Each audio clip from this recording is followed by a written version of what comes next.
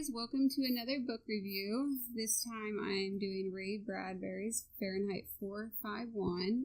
It's a novel and a dystopia.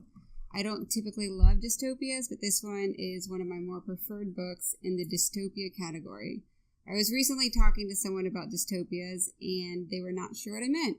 So I mistakenly told them, futuristic, negative, usually dictator-led society.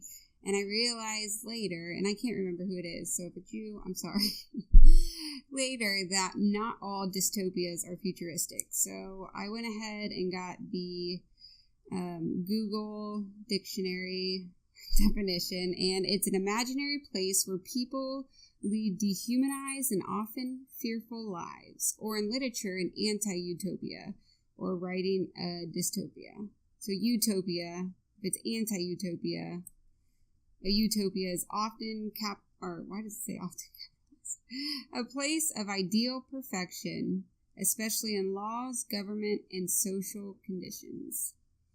So some other dystopias you may be aware of are The Handmaid's Tale by Margaret Atwood, The Giver by Lois Lowry, and 1984 by George Orwell. The problem I have with dystopias, well, first off, this is going to contain a lot of spoilers. So if you haven't read the book, this is going to spoil some things for you. But I have trouble believing in dystopias. I find they contain large, unbelievable plot holes, usually from a scientific standpoint, that interfere with my ability to be wrapped in the storylines. I've read this book a total of 2 times in my life now, once in high school and once now. I feel like working in a scientific field has not helped me fall into the storyline more deeply, but I ironically want to move this book up from a 3 out of 5 stars to a 4 out of 5 stars, which is pretty high for me. The book split up into 3 sections: The Hearth and the Salamander, The Sieve and the Sand, and Burning Bright. And I'm not going to give page numbers for some of these references because I read a PDF version and they may not line up, so I don't think it's really that important.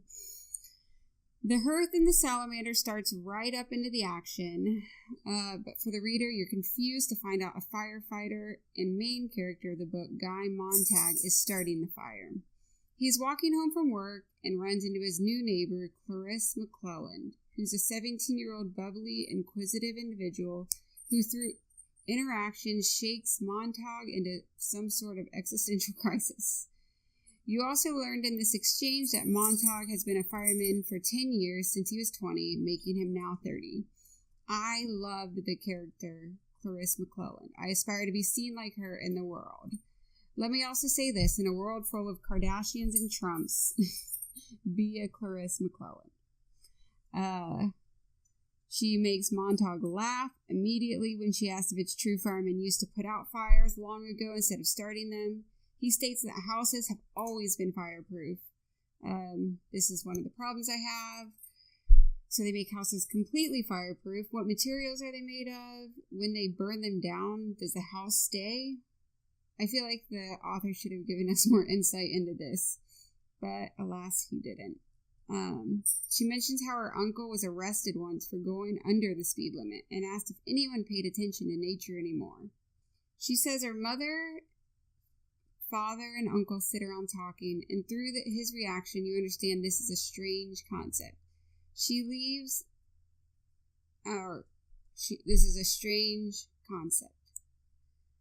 There are 3 rules for firemen, and they state they were established by the first fireman, Benjamin Franklin, in 1790. We know this is a lie. At any rate, the rules are: Number 1, answer swiftly. Number 2, start the fire swiftly. Number 3, burn everything. Number 4, report back to the firehouse. Number 5, stand alert for alarms. The fire alarm goes off. Oh, those are the rules. The end. The fire alarm goes off. Next in the story, the fire alarm goes off, and they head to the house of a woman who chooses to get burnt with her books.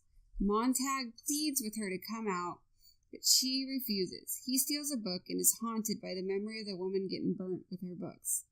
He decides to call off work sick the next day, Captain comes to his house and knows he has the book. He tells him he should return to work the next day and bring the book to be burned. He also confirms that Clarice was right and firemen used to put fires out and not start them. He states at some point every fireman has come to overcome his doubt and process it in the same way, and that if the fireman does not bring back the book to be burned within 24 hours, they would come to his house and burn it. Now we're on to part 2, the sieve and the sand. I'm not going to give a lot of details in this next section. I'm going to hardly do it justice, but in this section, he remembered a man named Faber he met and saw on a park bench who was reading. He took the information down but never turned it in. Since he was a fireman, he saw someone reading, he took the information down. He calls and startles the man and asks if there are any copies of the Bible left, or Shakespeare or Plato. Faber is agitated and screams none. You know as well as I do, none, and hangs up the phone. He inquires to Millie if her family or the TV shows love her. Millie is his wife. Okay, let's go over that. He inquires to Millie, his wife, if her family... I'm going to do that again. He inquires to Millie if her family or the TV shows love her. And in his frustration, he leaves to go to Faber's house. He brings him the Bible, and Faber is amazed. They devise a plan to plant books into firehouses across the land and see them destroyed as hotbeds of treason. He doubts he can go up against the captain with his vast knowledge, so Faber helps him. By giving him an earpiece, he could hear what's going on and also give Montag advice. He goes home first to get a book, and his wife and friends are there.